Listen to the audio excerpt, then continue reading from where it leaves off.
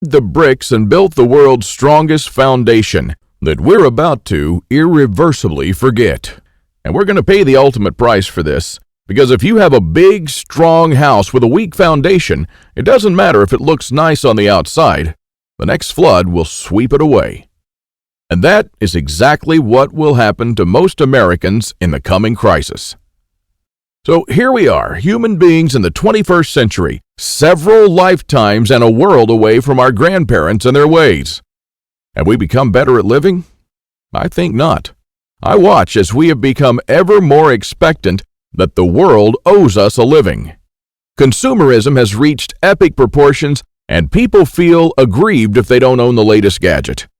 The truth is, we never have been more disconnected from life, from the world, from the soil, from the trees, and from our own souls.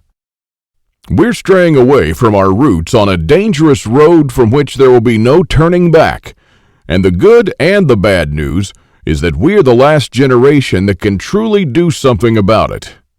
We no longer know how to live without refrigerators, without cars, without phones, without supermarkets. What will you do tomorrow if you simply are unable to buy things? I sometimes think that we're kidding ourselves with our bug-out bags and with our 3-day food rations. Wouldn't we be better off looking at what the pioneers took with them when they traveled from Independence, Missouri all the way to Oregon City?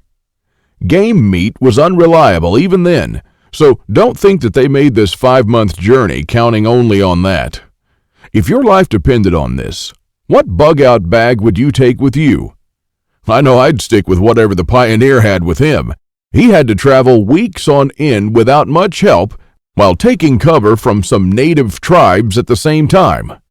And this is just a small, tiny example. I don't want to see our forefathers' knowledge disappear into the darkness of time.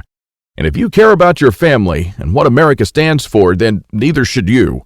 This is the third and most important lesson of all. It's always up to you. Now, I believe in God and in the power of free will, and I believe that you are the only one in charge of your destiny, and that you're constantly making decisions that shape the rest of your life. Now, it's true we all had different starts depending on our families and upbringing, but